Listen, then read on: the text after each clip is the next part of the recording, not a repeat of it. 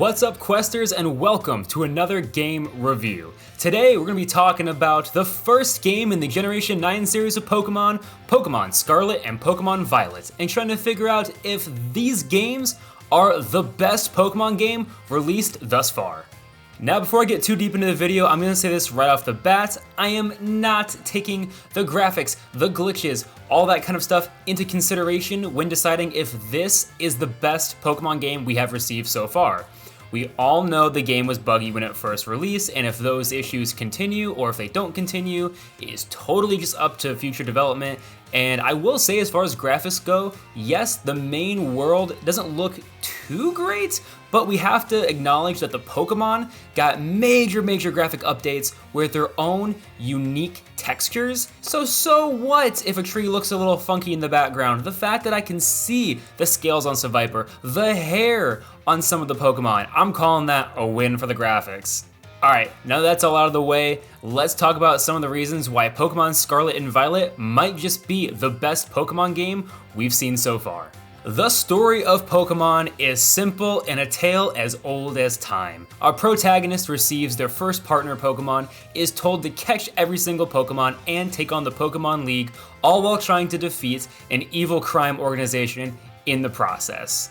This has been a cookie cutter story that has been put into every single Pokemon game with very little variation, except for in Scarlet and Violet. I think the best thing about the story as far as Scarlet and Violet goes is that the world itself is so much bigger. In past games, the main mission was to just take down the gym leaders, and then after you defeated the Elite Four and became Pokemon Champion, some of these extra storylines would open up.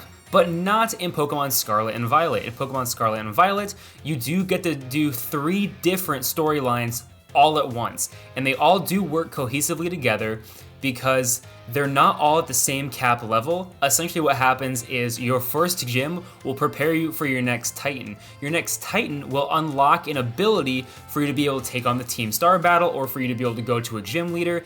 It all works together and they all have unique typings that don't really overlap and as a whole really require a diverse Pokemon party.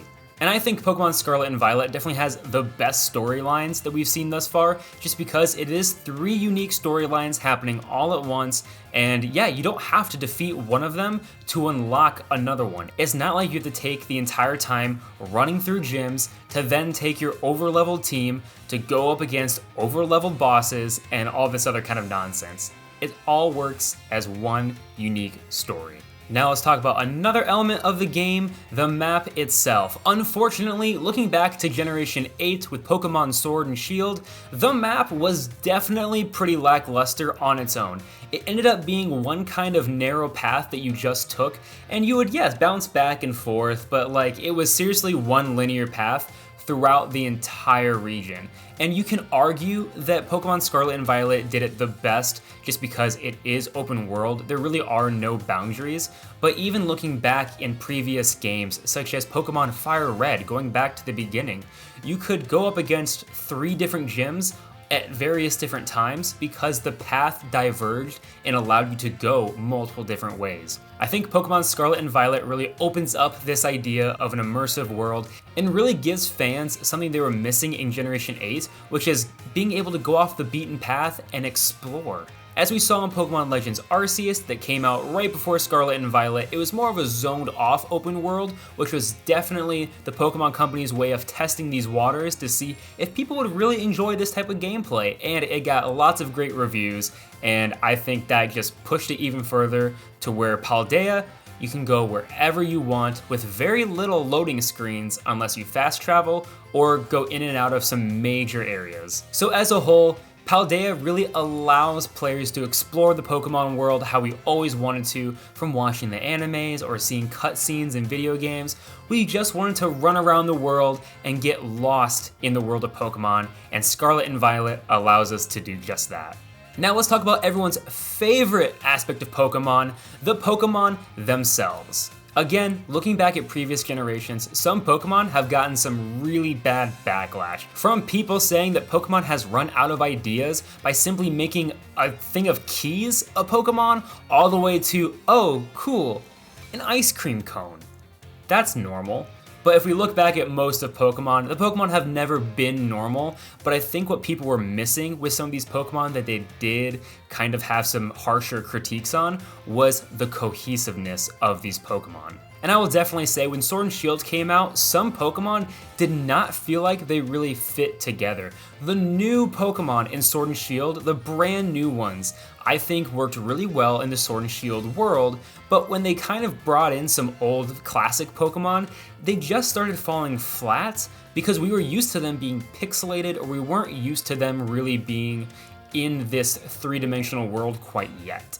But what I think really helped this with Scarlet and Violet is that the Pokemon got brand new textures, allowing every single Pokemon to feel like they belonged within that Pokemon world. I don't know about all of you watching, but for me, I don't think I really had any bad taste towards any of the new Pokemon or any Pokemon in Scarlet and Violet, simply because they all felt cohesive. Yes, some were a little goofy. There's always those goofy Pokemon. I'm looking at you, Alolan Exeggutor. But even Alolan Exeggutor still had its merits and still fit within the world of Alola, and I think all the Pokemon in Pokemon Scarlet and Violet fit perfectly within their own world. I would even go as far as to say the Paradox Pokemon I think worked really well and is very much becoming a fan favorite. If you're unfamiliar with the Paradox Pokemon are Pokemon variants from either the past or the future brought into Paldea's Great Crater. Now these Pokemon either look super robotic or they look super prehistoric, kind of alluding to fans wondering if we'll see some fossil Pokemon that aren't really reborn from fossils but in their natural state. And I think this is an awesome leap forward, kind of expanding upon what Generation 7 gave us, which was the regional forms. Regional forms have been a huge hit, and I think Paradox Pokemon fit really well into this category of essentially a rebrand or redesign of some classic favorite Pokemon. And finally, this wouldn't be a very good review video if we weren't talking about the gimmick of the game. So the gimmick of this game is the fact that you can actually terrestrialize your Pokemon, which changes their typing. You can have a fire ghost type such as Skeledridge, your starter Pokemon, and it can terraform into a fire type, making it a pure fire type, which means all the ghost weaknesses are totally void. And this applies to every single Pokemon in the Paldea region. Some have unique Terra types where maybe a normal type can Terra Ghost, and some just have, their basic typing of, if they're a flying fighting type, they'll be a flying or a fighting Terra type.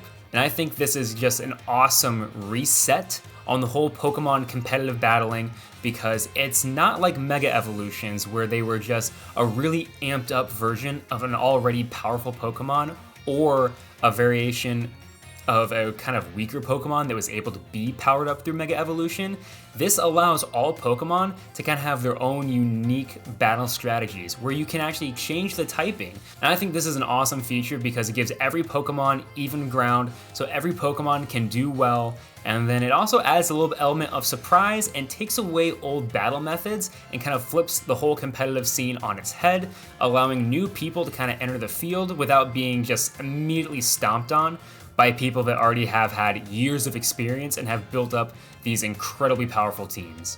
And unlike some of the past gimmicks, the Terra Pokemon phenomenon does come with a limitation. You can only do it once per battle, and then in the main game, you can't even Terra again until you go heal your Pokemon at a Pokemon Center, because then your Terra Orb recharges. Again, making the player kind of think about the best strategy for using the game's gimmick, because it is a very powerful gimmick. Some people don't like this because we've been used to Mega Evolutions being able to occur every battle with no recharge, but I think the Dynamaxing is kind of what allowed the Terra type moves to have this ability of needing to be recharged, because you could only Dynamax in Pokemon like gym battles in that game, or like in certain areas where it said, you can Dynamax now because of the Dynamax energy. You can terrestrialize your Pokemon anywhere in the game, but until you go heal at a Pokemon Center, you can only use it once.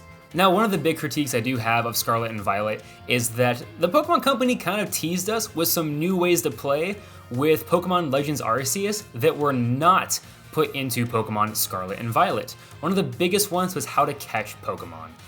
Now, we all love engaging in battles, but at a certain point, to just fill your Pokedex, you don't want to have to battle every single Pokemon just to try to catch it.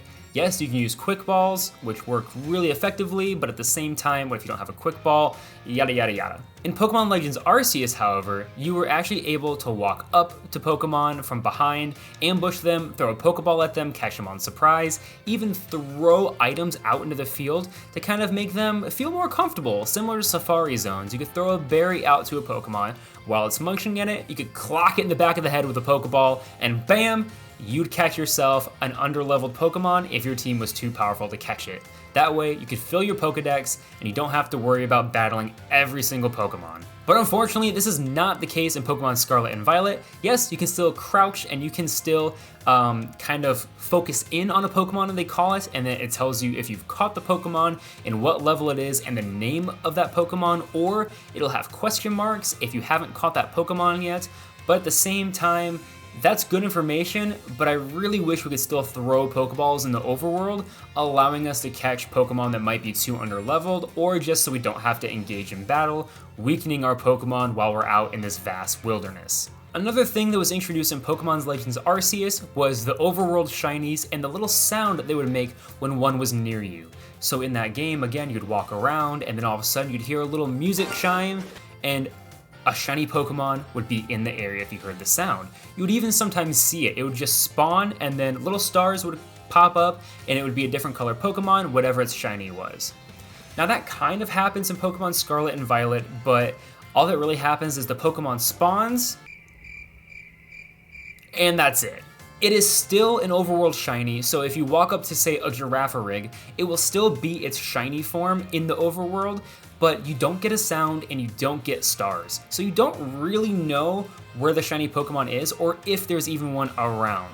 Which is a huge bummer because now that Pokemon are in the overworld, the spawn rates are much higher because they're continuously spawning, which means that we can see and find shiny Pokemon a lot faster, but unfortunately, if you see one that's kind of far away, you might miss it because it's not making a sound and you won't be able to see what it is, especially with some shiny Pokemon such as Garchomp that have very little variation in them.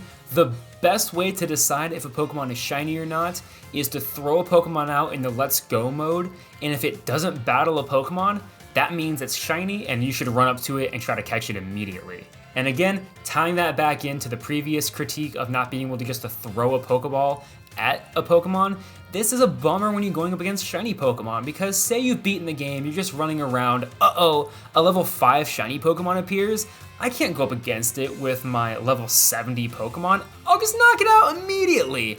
So it's a bit of a bummer that there's no good way to like catch Pokemon quickly without having to battle them. The best way that people have found is repeat balls or quick balls.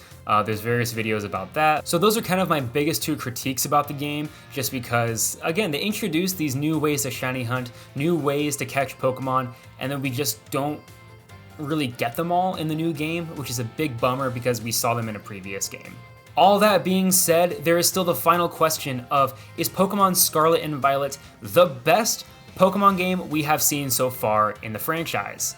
And I will say that I think out of all the mainline games, it is 100% the best Pokemon game that we have received. There's just so much to do, so much to explore, and the Pokemon look so good, and I've just had a blast playing it, and I'm gonna continue having a blast playing it. Let me know down in the comments what you think about the game and if you would agree that this is the best Pokemon game. And if you disagree, that's totally fine. Again, let me know and let me know what you think the best Pokemon game is. I'm very excited to hear what everyone has to say on this topic. Thank you all for watching. Remember to subscribe to stay up to date on all things Quoorn's Quest, and if you've enjoyed the video, please leave a comment down below letting me know what Pokemon game you want me to review next, or what you think the best Pokemon game we have so far is. Now that's all for this video. I hope everyone enjoys, and remember, happy questing, y'all.